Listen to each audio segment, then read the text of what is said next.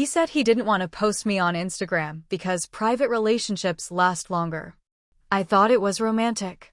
Until I found his secret account with 14K followers, full of couple photos. None with me. I followed the other girl, sent her a DM, and we talked for hours. 2 days later, we posted a collab reel titled, "When You Both Find Out He Said, I Love You Last Night." He deleted his page. We kept ours. I'm 28. I live in Tempe, Arizona. It's hot, crowded, and sometimes lonely if you're not careful. I met Trevor at a small housewarming party my coworker threw.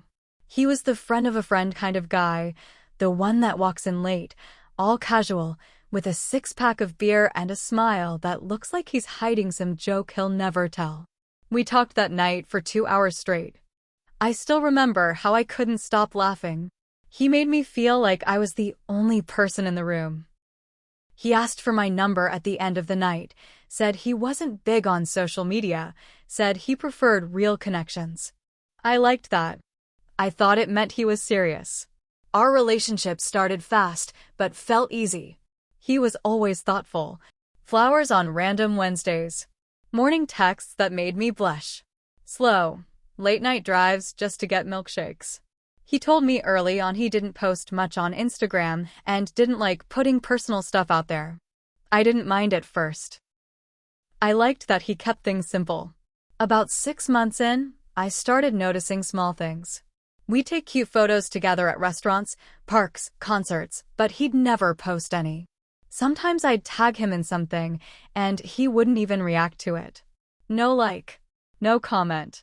One night, after a really nice dinner for my birthday where he gave me a beautiful necklace, I asked him about it. I tried to be casual, not pushy. I said, "Hey, not that it matters, but why don't you ever post us?"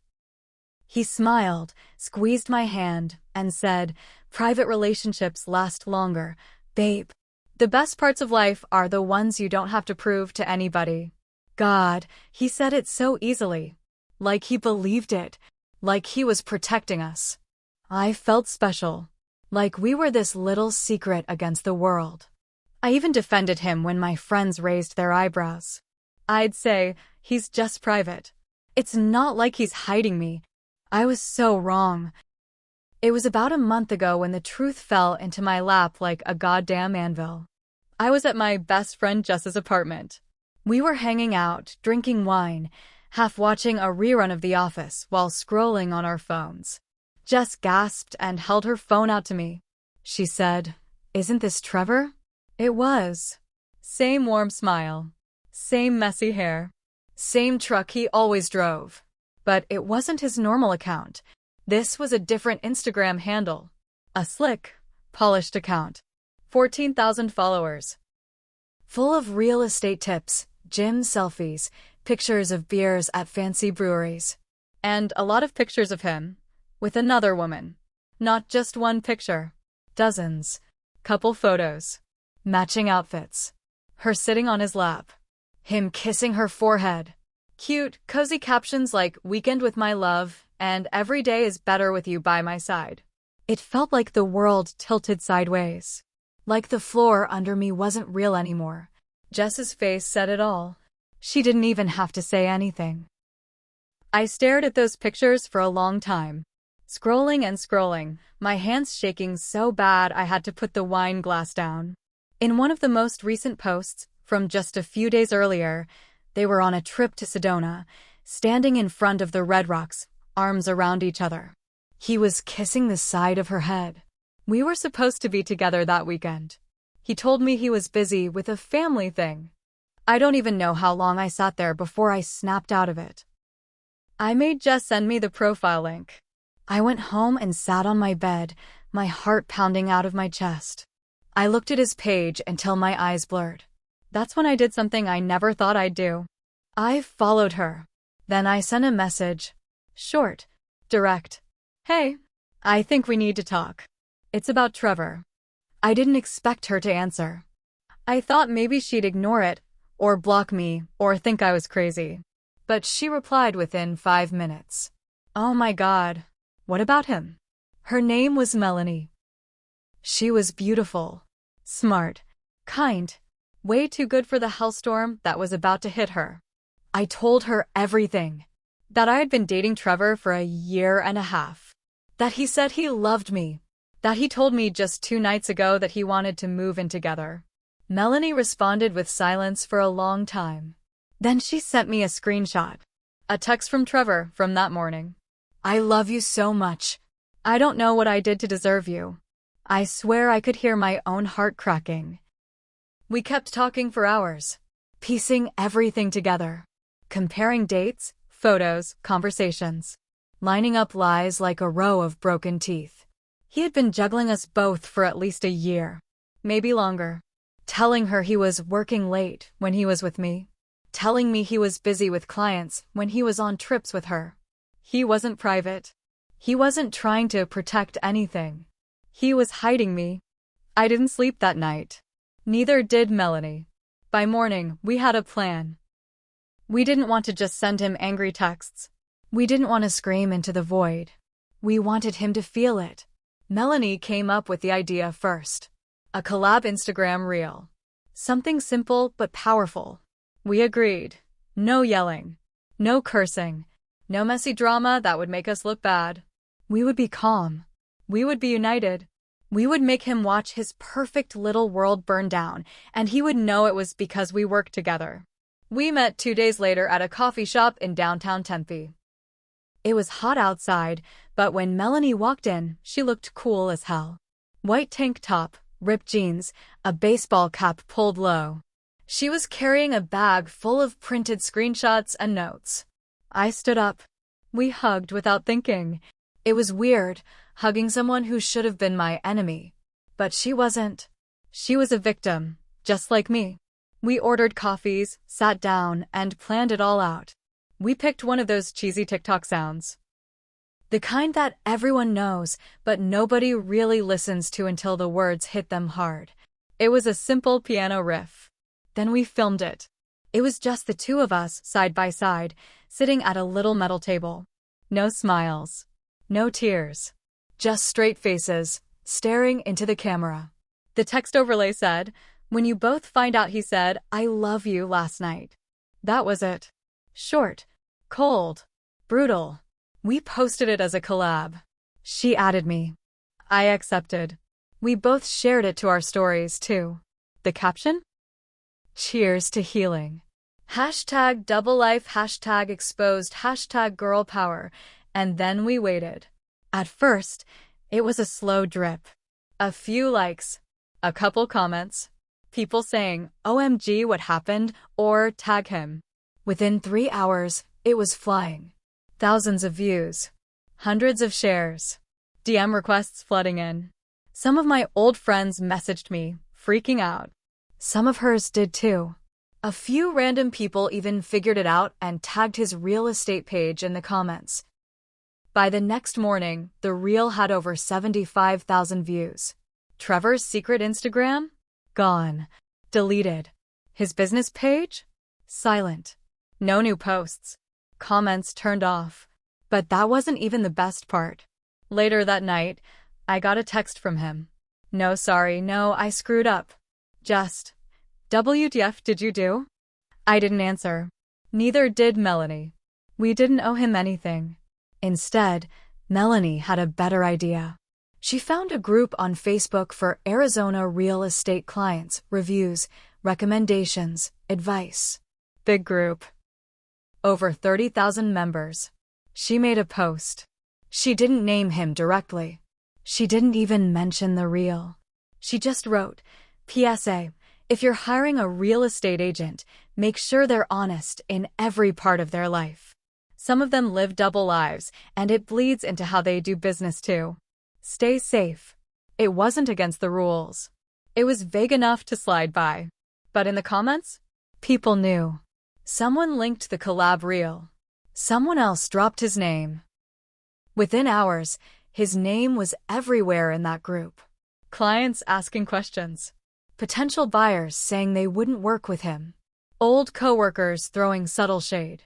It was like watching a dam break. A beautiful, cold, merciless flood. Meanwhile, Trevor kept texting. First angry, then desperate, then baby please just talk to me. I didn't respond once. Neither did Melanie. We didn't need to. We were living rent-free in his head. About a week after the reel went viral, things got even weirder. I was at work, trying to move on with my life, when I got a message request from an account I didn't recognize. No profile picture. No followers. Brand new. The message? You think you know everything, but you don't. Ask him about Rebecca. I just sat there staring at my phone. Rebecca? Who the hell was Rebecca? I forwarded the message to Melanie. 5 seconds later she called me. Who is Rebecca? She asked, her voice sharp. I said, I have no idea. That night, we dug. We searched Facebook, Instagram, even LinkedIn. It took hours, but finally we found her. Rebecca was real. She lived in Scottsdale, about 30 minutes from Tempe. Pretty, blonde, gym rat. She had a bunch of fitness competition photos up, some modeling shots, and worst of all, a couple of old photos with Trevor. One of them was from last October, when he was supposedly sick and canceled plans with me for a whole weekend. The caption on her post? Fun getaway with my favorite person # Sedona trip, another damn Sedona trip. I felt sick. I texted Melanie everything. She wasn't surprised. She was just tired. We sat on the phone for almost 2 hours that night, both just stunned. Every time we thought we had peeled back the last layer of lies, there was more underneath. Melanie said, I don't think we were the only ones. I think he had a whole system. And, honestly, she was probably right. That next day, I did something I had been too afraid to do before. I called his ex-girlfriend. The one he told me he barely dated, that it wasn't serious, that she was crazy. Her name was Alicia. She picked up on the second ring. At first, she was cold. I get it, random girl calling you about your ex weird. But when I told her I just wanted the truth about Trevor, she softened. She said she didn't want to get involved, but then added, he was always cheating. Always lying. I left when I found out about 2 other girls. He made me feel like I was crazy. Like it was my fault. I thanked her. Hung up. Just sat there staring at the wall. He'd been doing this for years. It wasn't about me. It wasn't about Melanie. It wasn't even about Rebecca. It was who he was. I texted Melanie, he's not even sorry. He never was. She answered right away, good. Then he deserves everything coming to him. And he did, because the fallout was still rolling in. The weeks after the reel went viral felt strange. Some days I felt powerful. Some days I felt hollow. I wasn't stupid. I knew part of me had loved him. Even after everything, it hurt. I hated that it hurt. I hated that he still lived in my head, rent-free, even after we torched his perfect little fake world. But revenge, real revenge, doesn't just end when you expose someone. It keeps going. It eats at you if you let it. And maybe, in some ways, it ate at me too. Because I didn't stop at the reel. After we found out about Rebecca, and confirmed that she, too, had been lied to and used, Melanie, Rebecca, and I had a group chat. 3 women. 1 lying man. Rebecca was angrier than both of us combined. She had quit her job and was about to move across the country for Trevor. She had given up an apartment lease.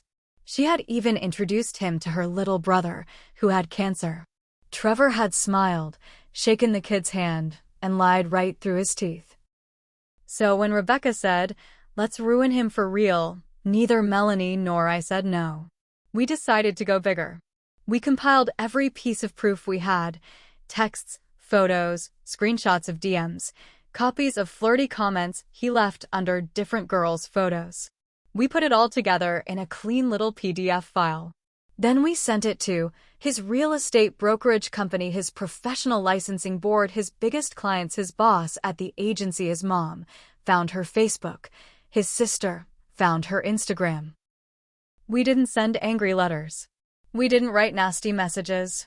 We let the evidence speak for itself. It took about 3 days for the fallout to really hit. First, his brokerage cut ties with him. Quietly, but fast. His name disappeared from their website overnight. Then, rumors started swirling on Facebook real estate groups. The local business journal ran a little blind item about a Tempe agent being dismissed due to personal misconduct impacting professional reputation. Anyone paying attention knew it was him. Then the DMs started pouring in from other women. At least 5 different girls reached out to me. 4 to Melanie. 2 to Rebecca. Some said they had talked to him on and off. Others had full-on dated him for months without knowing. One girl said she caught an STD from him. Another said she lent him $2,000 for a car emergency he never paid back.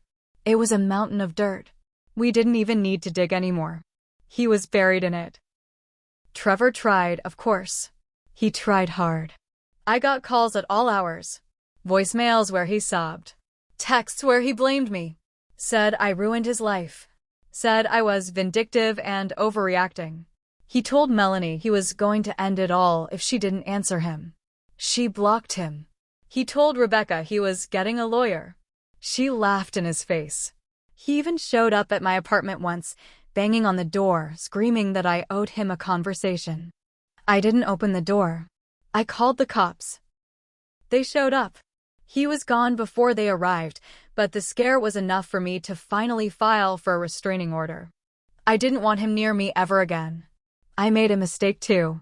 In the middle of all the chaos, in my anger, I sent screenshots of his cheating and lies to a few of his bigger clients directly. One of them was a corporate account worth a lot of money. And while it felt good at the time, they didn't just fire him. They sued him for breach of contract and damages to their company's image. It destroyed him financially. He lost his license. He lost his house. He lost everything. Part of me knows I went too far. I didn't just expose him. I ruined him. Maybe he deserved it. Maybe he didn't deserve it all. I don't know anymore. But what I do know is that months later, when I sit in my quiet apartment, drinking wine with Jess or laughing with Melanie or even scrolling through Rebecca's gym selfies, I don't feel sorry for him. Not even a little bit. Because when you lie and cheat and manipulate that many people, you don't just hurt the people who trusted you. You dig your own grave. Trevor just handed us the shovels. We just decided to use them.